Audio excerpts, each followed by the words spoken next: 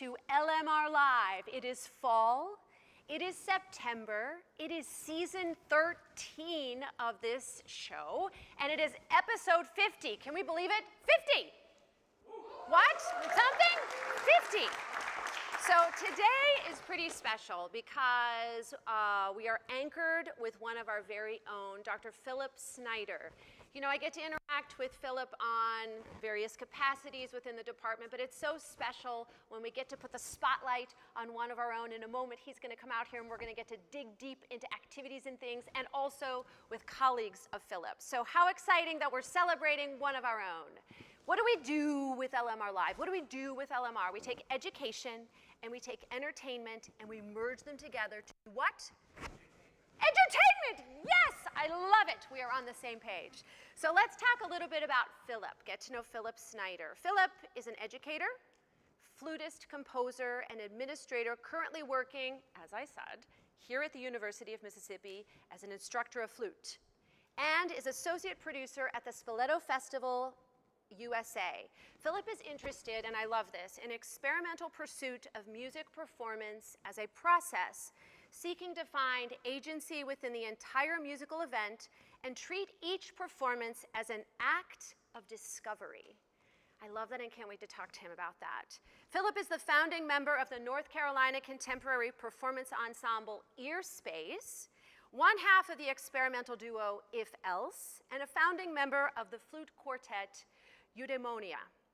Philip is a dedicated performer of new works and a recording artist. His DMA and MM degrees are in flute performance from the University of South Carolina, where Philip studied with Jennifer Parker Harley. We're also going to get to meet that person today too. So let's put our hands together and welcome Dr. Philip Snyder. Thank you. So first off, thank you for doing this. Of course. Thank you for making the residency possible.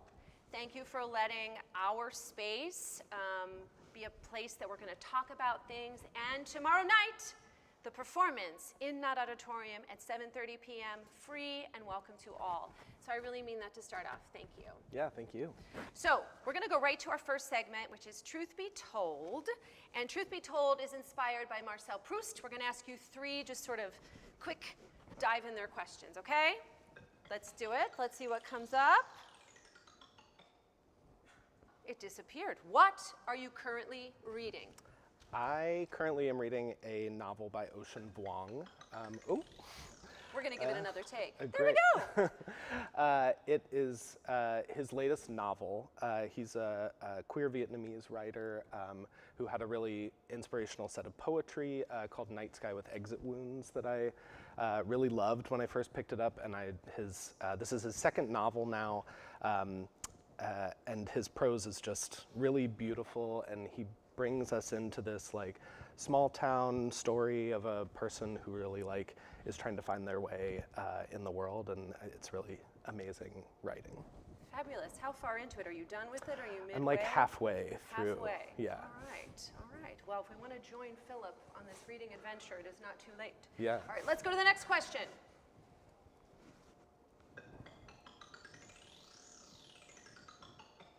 What inspires you most, Philip?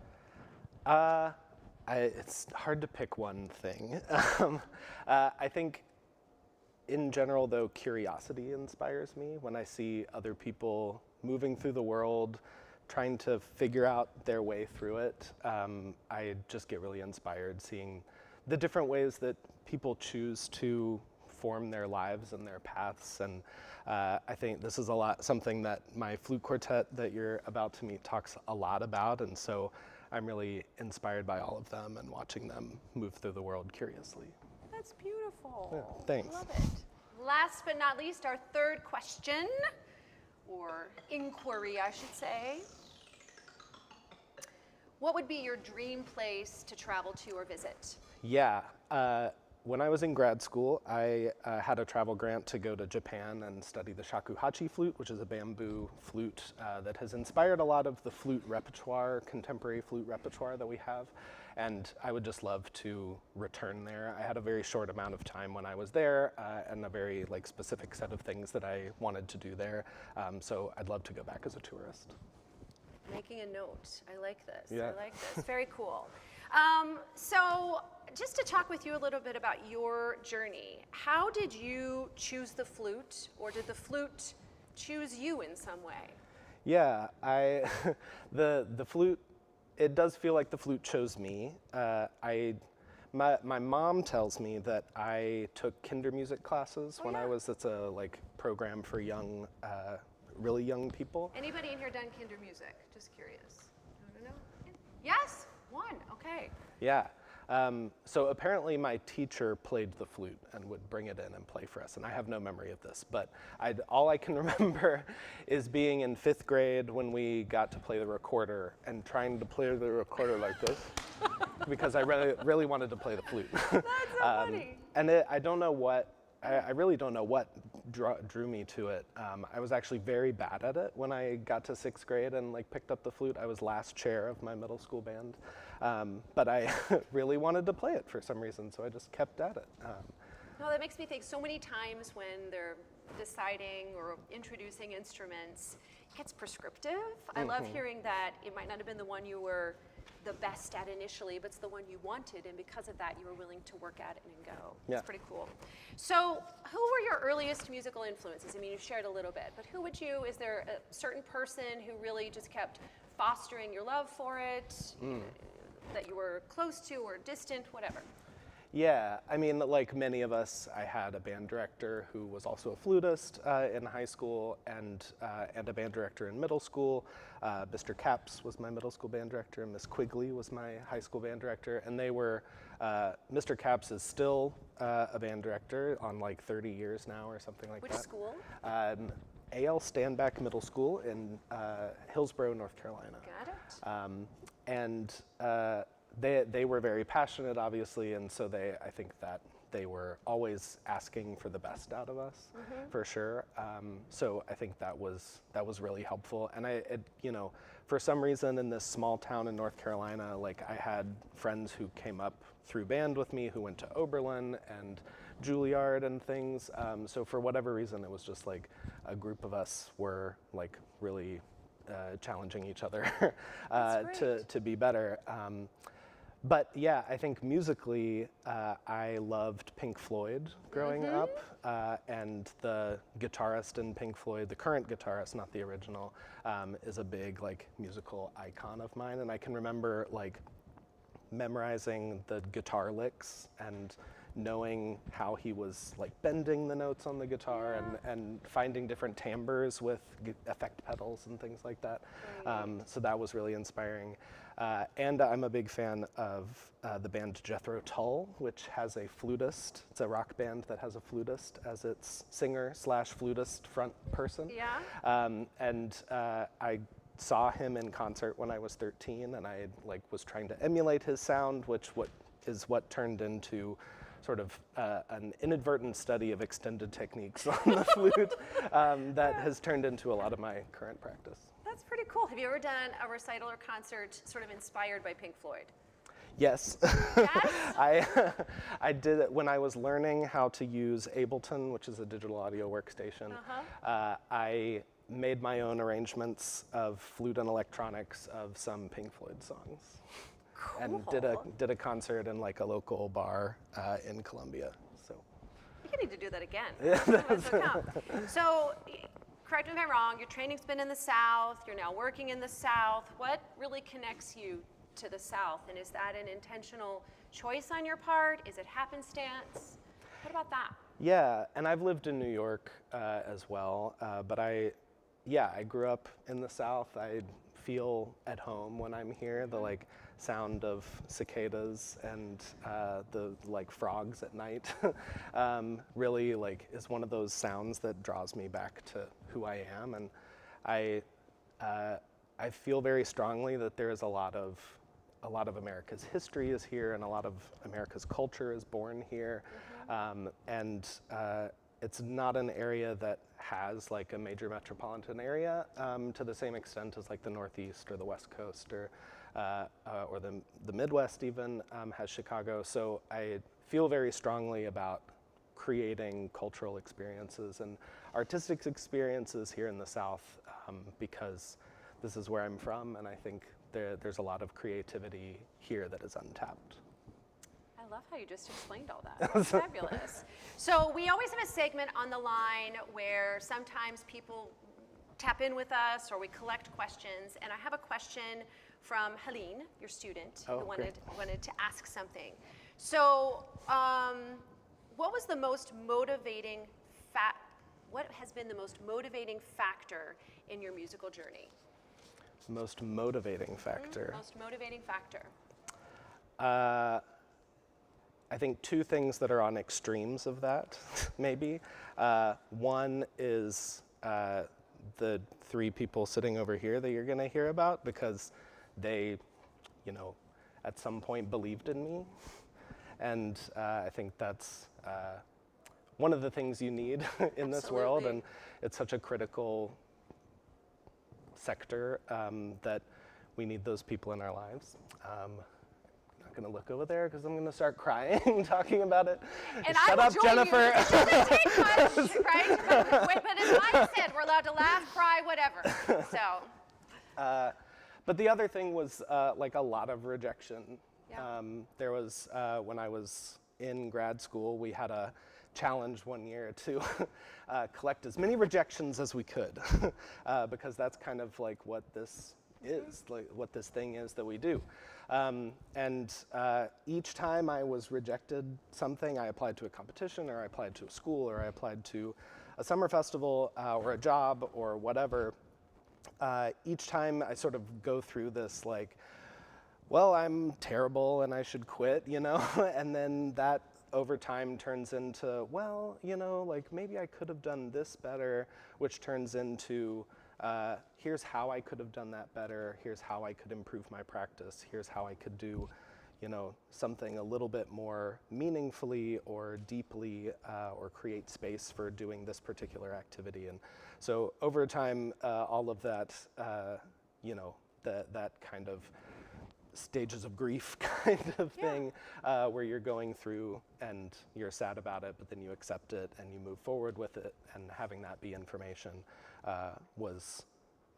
all of that was highly motivating in the end. Yeah. I think it's really important to talk about and to embrace. I mean, we all, whether we're in this field or others, we all face rejection. I think for us as performers, it often feels so personal, and sometimes that reject is actually a gift, right? As you were saying, a chance to self-assess and pivot, but also it can be moments, and I want our students to hear this, I think sometimes there's such a focus on the result and the outcome, and sometimes not getting that thing that you thought you had to have allows you to take a different path, which might even be better. Yeah. How much does that influence your teaching, that thought process? Immensely, because, and this comes from a little bit, I grew up in the Boy Scouts, which is now called Scouting, and my my Scoutmaster was very like, you learn from failure and you learn from your mistakes, and we were 14 and in the woods, and we would go and be like, we left our frying pan at home and now we can't cook anything, and he would look at us and say, well, what are you going to do about that? So I think my students probably have experienced me being like, well, what are you going to do about that? Totally. And that's where that comes from. But it also, like that collecting rejections, going for things, like But I love that, going for things. Yeah, I hope. If you wait for the perfect time, what is that going to be, right? Right. Sorry, you have to be prepared. No, yeah, I hope I'm encouraging my students to just go for it sometimes. I think you are. And apply for a thing. And, is Dr. Snyder doing that? I don't hear you. Yes. No, that's great. All right, another question from Helene. I'm going to put my glasses on here so I can read it. Okay, during your student years, what did you really focus on to help shape your career? And sort of tied to that, what advice would you give students today? What did I focus on? I think I just found myself drawn to projects where I could like put a group together and go do some community outreach events and concerts, and I'd formed a concert series in Columbia when I was there at one point, and so I think probably I was just focused on whatever made me happy to be doing and fulfilled. I certainly focused on flute technique and intonation and all of those things probably for a lot more time than I focused on other things, but maybe that flows into some advice, which is if you find yourself drawn toward some aspect of what you're doing, go for it. Totally. And that's I was lucky to have a teacher who saw that I liked coordinating events and jumping into leadership roles, and inspired me to apply for this internship at Spoleto Festival USA, which is a big international arts festival in Charleston, which was just down the road.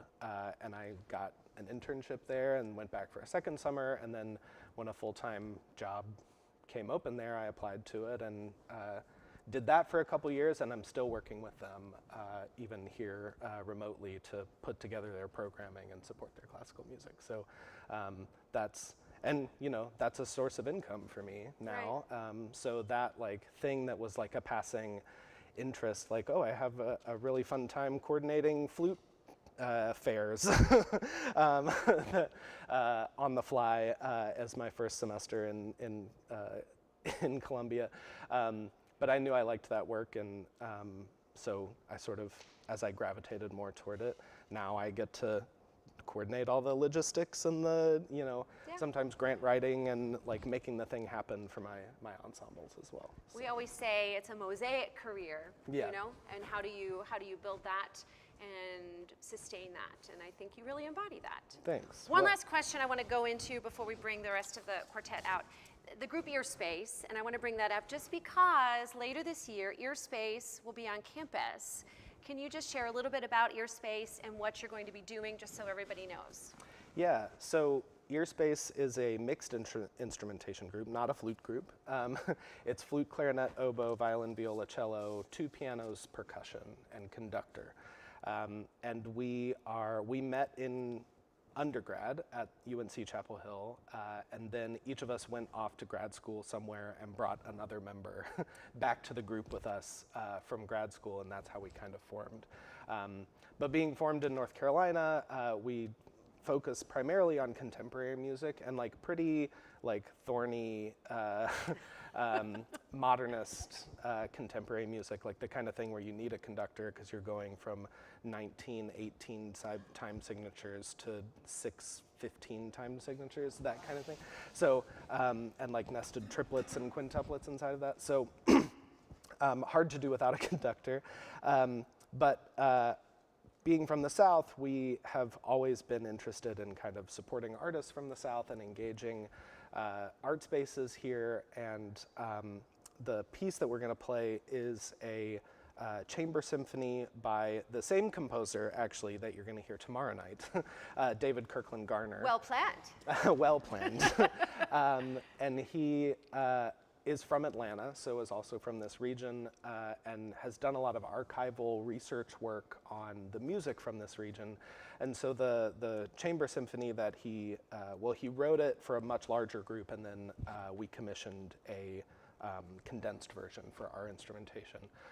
Takes melodies from across the South and turns them into this kind of modernist, neo-minimalist chamber symphony. So there are melodies, it's inspired by sort of the fife traditions of Mississippi. There's some traditional fiddle tunes in there. So in this kind of mostly tonal, but somewhat not kind of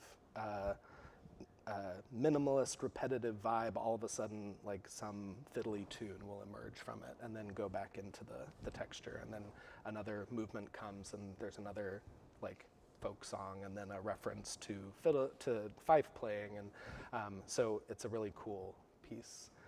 So that's going to be the anchor of our program, and then that is about 45 minutes, that piece, and we'll do some other pieces. And the date of the concert? January 23rd. It is in January. Okay. It's a Monday. No, and what's exciting, and just to toot your horn, it's a big deal because that concert is part of the lecture series here at the University of Mississippi. So it's very high profile, and I'm excited that this is sort of a year of Philip Snyder. You know, I didn't mean it to be, I promise. You deserve it. I mean that nicely. Like that's a compliment. Okay, I'm we glad got to it's meet the rest of happening. the quartet and why we're here for tomorrow. But before we bring them out, I want you to give us one word that describes each of your quartet members. Okay? Oh, no. So, first name, Jenny Davis. What's one word? Organized. Got it? Nave Graham. Feelings. Jennifer Parker Harley. Curious. I love it. Let's put our hands together and welcome, tell me the three words again. Organized, feelings, curious. Help us welcome these three amazing artists to the set.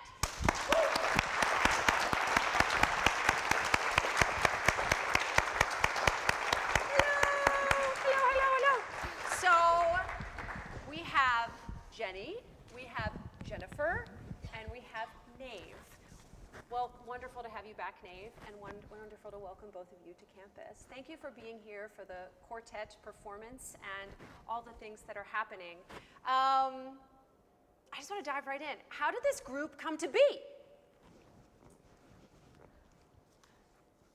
Well, Who wants to talk?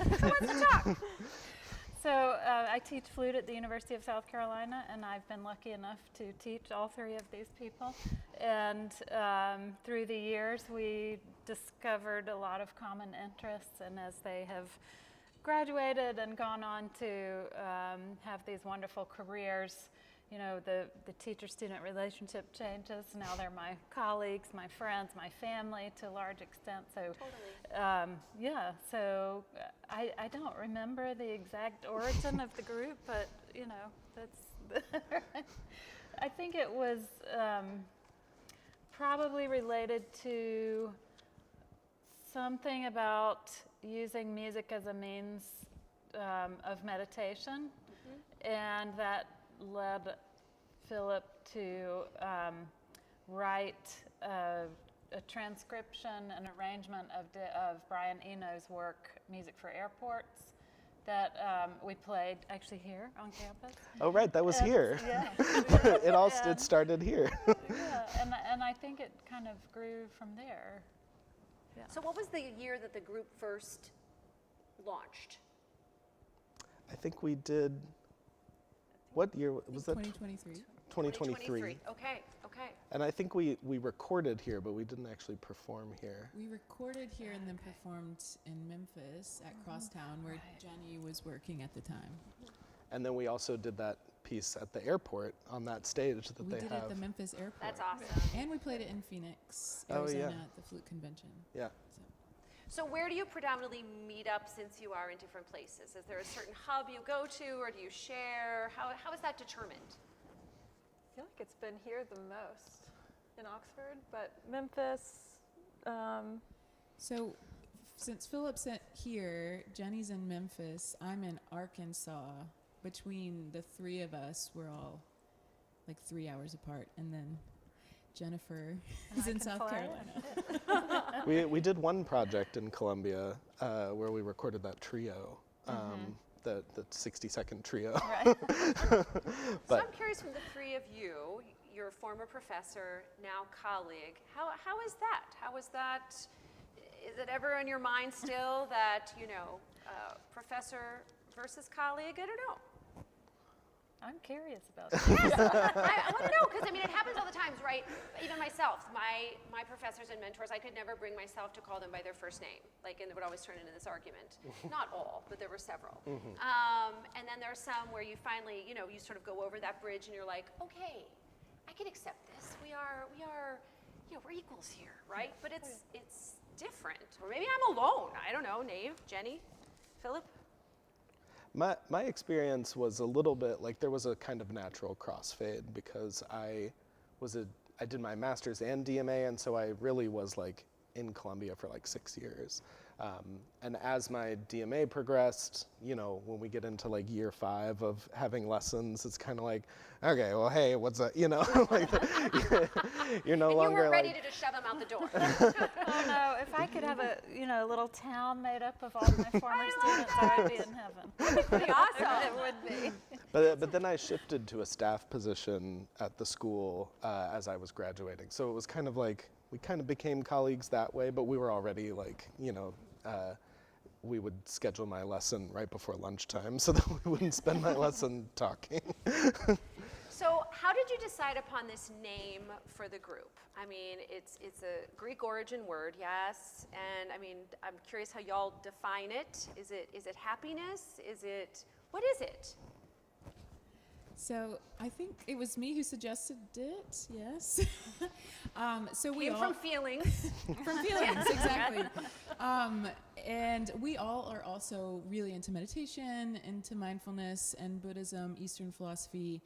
And I think at the time I was reading a book that talked about hedonic happiness versus eudaimonic happiness, which is one is like a happiness that is derived from things that happen to you, versus eudaimonic happiness, which is where you derive joy from things that are happening for the greater good or for the collective or for the world. And that kind of feels like such a good foundation for us. I mean, so much of these relationships, I think, were formed in that way, and just how music also serves as a sort of eudaimonic happiness, I think, or eudaimonic joy for people in general. Yeah. I love it. So many questions. So you're aiming for concerts that have these experiences, and you're, you know, collective in your approach. You've got this philosophy that's coming into it. What do you really hope your audience takes away? And I don't mean that in a prescriptive manner, but like for you individually or as a group, what are you really hoping the experience is for the audience member? Well, I think we're hoping that it's different for everybody. I love that. And I think hopefully you'll see tomorrow, like there's music to listen to that's very repetitive. Your like ear is drawn to like different parts of the texture as time goes on. There's a video element involved, and so you can sort of like get distracted in the video, or you can get distracted in your own thoughts, and all of that is perfectly acceptable. I think that's important for people to hear, and that's part of the reason I asked the question, because I still think there's this misconception when you go to a concert, we're just supposed to be obsessive when we're clapping at the right time. And what I think people go in and think, what am I supposed to feel? And especially those who are doing it for even a music appreciation course, there's this, you know, like, it's like, am I doing it right? So right. I think it's helpful for both the trained musician and the non to hear, take it as it comes to you. Am I simplifying that too much? No, I don't think so. No? Yeah, that's really great. And do you have a collective thought process with the group? I mean, is this something you talk about when you're deciding, when you're organizing how the programming is going to be, or the visual that goes into it? How much of it does that play in to create a space that allows this discovery? I think that's all of it. Yeah. And we had a meeting where we talked about vision maybe this time last year. And purposefully we said we don't want to play standard flute quartet, that we wanted everything to be of a certain kind of feeling or a certain kind of experience, and that this was meant to fill a certain role, I suppose, in all of our lives in kind of a different way. So not just for this space, what we're creating for the audience, but for what it is for us together, this being together, this creating together, that kind of fills a void of what we all are wanting from our own artistic lives as well. Very nice. So the piece for tomorrow night is by composer David Kirkland Garner. How did you get connected with the composer, and what sort of led to the birth of Longshore Drift? So Dave is a colleague of mine at the University of South Carolina.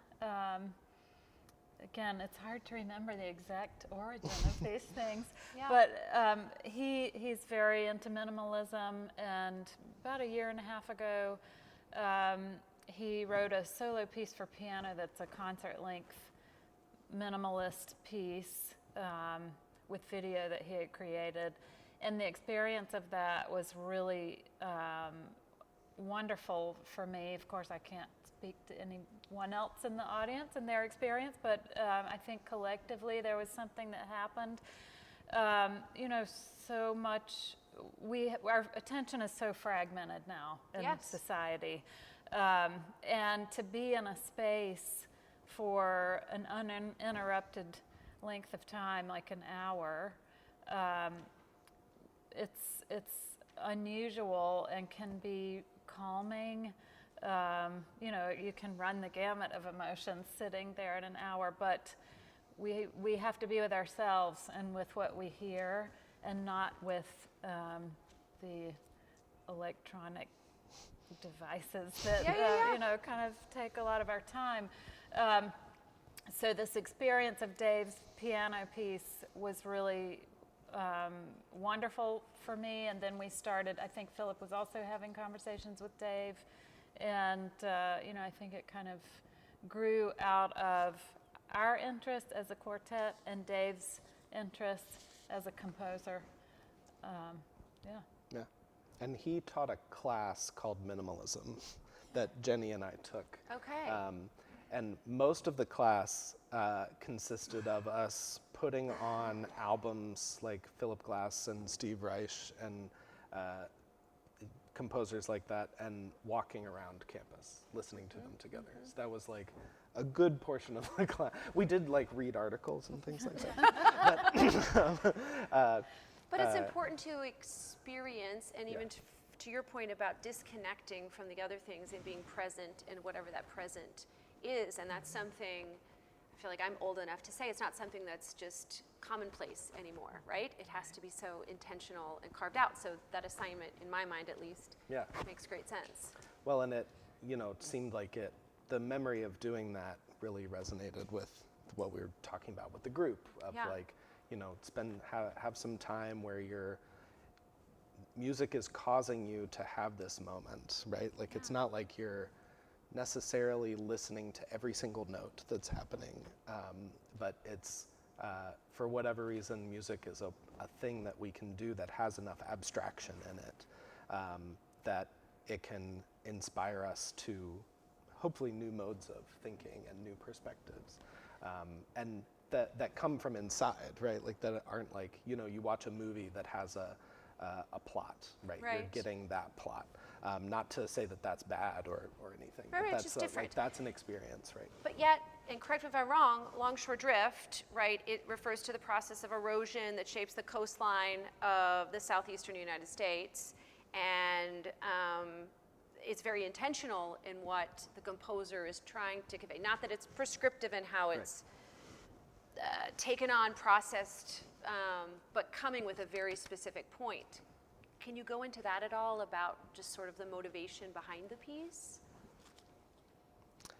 I think Dave would say that that's the inspiration, and he's interested in sort of like presenting those ideas through this kind of lens, that it helps to have like a starting point, and to have like maybe something to begin from. And that's like, there is this sense of like going into and out of focus throughout the piece, mostly because the electronic tracks kind of shift against us. So you'll get a sense of a groove, and then that groove will get a little bit off from itself intentionally, and then it'll come back around to being on with itself. So I think that was inspired by this erosion. And at the same time, it's like very like danceable, like, so he's interested in presenting these like very serious topics in a way that is like, it's a paradox that it's both a part of that natural habitat and a part of destruction, right? And so I think he's interested in presenting these ideas that on the surface could be quite sad, but presenting them in a very approachable kind of like happy-go-lucky way, because that's like, you know, maybe sometimes we like things are just part of our everyday life, and they're also sad, and they also, you could dance about them, you know? So there are like boppy kind of textures, but then they shift against themselves, and you do get the sense of like being very disconcerted and discombobulated at certain times in the piece, and then it sort of like comes back into focus. Very cool. So Mackenzie wants to know, do you have a favorite movement? Do any of you? I think we all do. Is it the same or is it different? I can't even remember. I could sing it, but I'm not going to.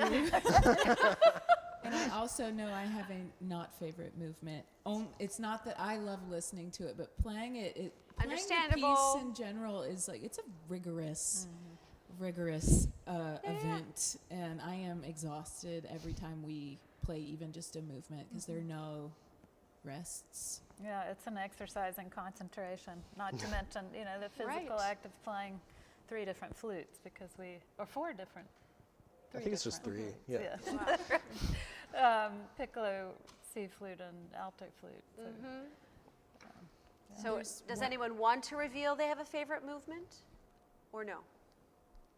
I get the numbers mixed up. Yeah. There's a lot of movements, and I can hear it, but I don't know what number it is, so I don't want to. That's okay. That's think a okay. lot of There are us 8 like- movements, right? Yeah, a lot of it's like 5, because it's kind of a, Oblique, wind. yeah, it's kind of, Oblique. there's some silence in it. There's some, Okay. I like Wait. the slow one with the alto flutes. the last one. Last one. Yeah. Swash. Swash. Do I have that right? That's a great right. word. That's Yeah. a great word. Great All word. of these are like, all the words are kind of like very specific shells or very specific processes that aren't really in the like current lexicon, but he fished them out of a book somewhere. Cool, cool.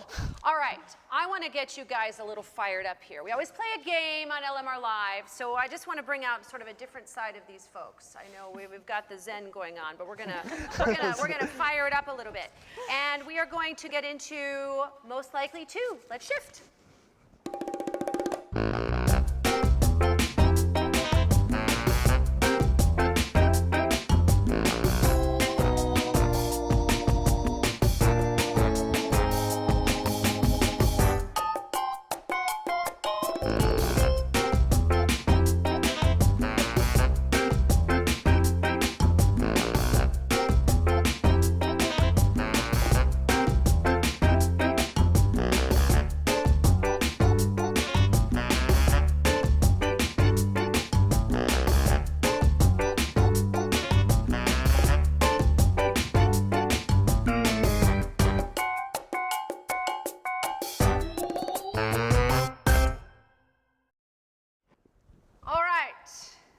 Going to see how well they know one another. Who's curious? I'm curious. Are you curious? So most likely to, I'm going to ask you a question. For instance, like who is most likely to try to play another instrument's part just for fun? And then you'll write down said person's name and then show it, okay? All right. First official question. Who is most likely to forget their music on concert day? Oh, Who is no. most likely? I feel like we're gonna get in trouble. No, you're friends, right? All right, let's reveal. Jennifer. All right. Because I'll explain why. Yes, I'm ready. Over the years, I've had fantastic TAs like these two who you know, helped me with all of this stuff, and so now, you know, can't do it on my own. So that was unanimous, yes? Yes. All right. All right. Next. We love you, Jennifer. Who is most likely to be the brutally honest one in the group? Brutally honest. I feel like they're trying to be careful here.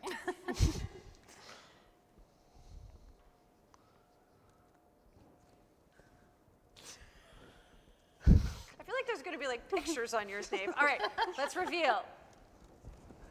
Nave, Philip, Nave. No one, Philip. Yeah, we're also nice, which is why I also put a question mark. It's in the sweetest, most kind way, though. It's a good To the point that we're sometimes like, no, tell me. Am I out of tune? You have to tell me. You know? Tell me. All right, so that's sort of a draw between Nave and Philip, yes? Okay. Maybe not brutally honest, just Yeah. All right, just honest, okay, all right. Who is most likely to be the most nervous before a performance? Most likely to be nervous.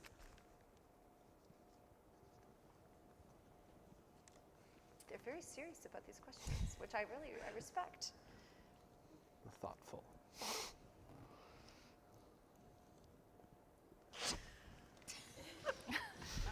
don't know. Yeah, yeah. All right, please reveal. Me? Okay, that is really telling about the group. You're great. This is fun. All right. Who is most likely to show up late because they couldn't find parking or really like they overslept or something else? Who is most likely to be late? everybody except Philip.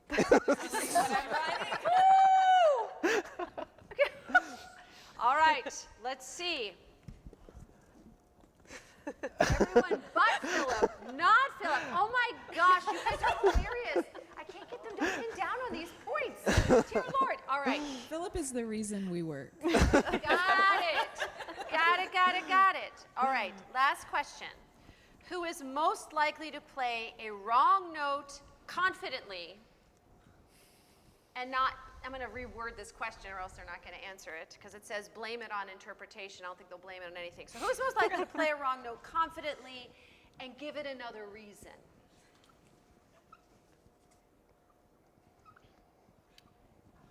I like that Philip and Jenny are on it here. I'm getting insight to the words you gave to describe your colleagues are very good.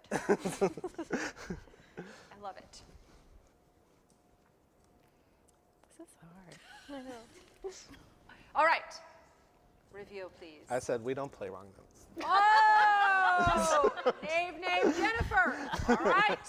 Just not in a way that's like owning it, you know, not blaming, Yeah. but owning. Owning it. Yeah. Yeah. We Yeah, just mean this. that's We good, just mean yeah. this in jest. Anything, question you want to ask in terms of you'd like to use this moment? Who is most likely to? Anything you want to throw in? I think they're just so gentle and kind. We are. I like it. We need more of this in today's world.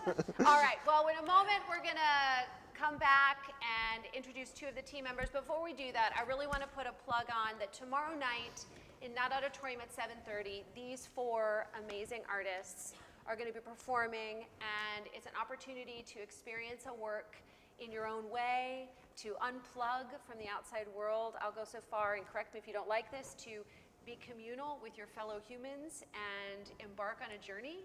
And I think it's a great opportunity to experience you as individuals and a collective. So thank you for being here, and thank you for making it possible. Tomorrow night, 7:30, we're going to shift here and meet some team members.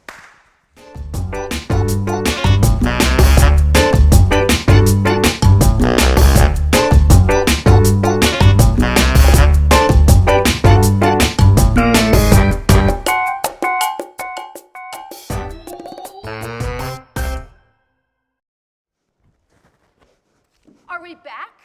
We are back. And one of the other things we do on our show is called LMR 360. And for this version of LMR 360, very excited to introduce two new team members to the LMR Live Dream Team. We have Faith Pannell and we have John Harvey. Let's put it together and welcome them. So, Faith is a sophomore instrumental music ed major here at the University of Mississippi. She graduated from South Pontotoc High School and spent a year at ICC. She plays the French horn in the wind ensemble. You play in the orchestra, in a horn ensemble, and a brass quintet, and you're in Pride of the South also playing the mellophone. I like this. She aims to, her mission is to live with integrity, pursue excellence in her studies and professional life while also nurturing relationships that matter. I think that's really beautiful, Faith. And then we have John Harvey, who's from Philadelphia, Mississippi, completed his associate's degree at Northeast Mississippi Community College before coming to Ole Miss. He is pursuing the BM in vocal music education. John says he comes from a lively family where he's always been doing music, been performing since he's really young, and I love this. You've been involved in musical theater programs, various choirs, choral ensembles, praise teams, as well as dance and color guard, a busy guy. So welcome to the team. My question to y'all is, why do you want to be part of LMR? So I originally came here not thinking I was going to be here this year, and I met you at the MMA meeting, and you intrigued me. So I went home and looked you up, and I saw LMR, and then when I got here, a few weeks after I got here, a few of my friends started talking about LMR, and I looked into it some more, and then I had a conversation with you, and I really liked the opportunities, and I liked working under you, so that's what. I promise you I did not know what she was going to say. I promise. Thank you, Faith. Well, excited to have you on the team, and we're glad you're here at the University of Mississippi. And you are super invested in so many things. And now you've gotten to see this other side of Dr. Snyder, which is super exciting. How about you, John? I really was interested in joining LMR because kind of how I was introduced to it, a lot of my friends were in LMR, and it was just really amazing to see them get to be creative and put in work to make almost kind of like this music outreach group for everyone else. And so I was like, I need to be a part of this, and I just loved helping when I got the chance to help Isabel this past year. So I was like, I need to be in LMR. Well, you were a big help last year for our songwriter series, and especially the showcase coming on board, and really excited to now have you officially on the team. It's really important that the team, even though it's small for various reasons, all the projects we're working on are open to everybody and open to the campus at large in different capacities. And one of our goals is to give students opportunities and to imagine things and let them come to reality, and to engage with various types of artists that we're able to bring to campus. So I just want to say welcome, and I love that our 360 is focused on the two of you jumping on this moving train. Let's give it up for Faith and John again. I want to give a couple plugs. So in October, we're going to be working with the ISOM Center again, and we're bringing punk artist and founder of the Mekons, John Langford, to campus. Today is the last day to apply for the Artist in Residence program to be part of the cohort that gets to work with him over the week while he's here. But we will be doing a live with him, and there will be a featured concert in the Ford Center on October 25th at 7:30 p.m. And then in November, we'll be welcoming back one of our very own, William Waldrop, who is a music director, been part of Andrew Lloyd Webber's team for a really long time, currently working on Masquerade. And he will be here for a residency. We'll be doing a live with him. He'll be conducting a piece with our orchestra in the Ford Center. And that event will be a collab, a shoulder-to-shoulder experience with some high school students who are interested in orchestra or opera. So there are things coming down the pike. I'm told I have to wrap it up, but before we do that, I need to say thank you. I want to say thank you to our LMR partners and supporters. I want to say thank you to the College of Liberal Arts and folks within the Department of Music, and our Secret Salon Society members who make donations, who make things possible. I really want to thank this team. They have stepped up in beautiful ways. I'm going to try not to get verklempt. I have to wrap my brain around the fact that I have several seniors that are going to graduate. No, it's good. But Benton Donahue, thank you for taking on the role of director today. We also have Maya Taylor, Isabel Goad. Give them a round of applause. And I want to really say a very sincere thank you to you. I meant what I said at the start. You know, we go through our day-to-day. Oftentimes I feel like we're in our little bubbles, and we're doing, not a pretty way to put it, but the rat race, right? It's so beautiful to get to put a spotlight on you in this way and to hear your thoughts and your words of wisdom and your perspective. It's really important for our students, and I personally find it inspiring. Thank you for bringing these fabulous colleagues to campus, Nave, Jenny, and Jennifer. It's really a gift, and we're grateful, and we will all be here tomorrow night, 7:30, for an experience, for a journey, for discovery, and for something new. So until next time, the music, research, revolution continues. Goodbye.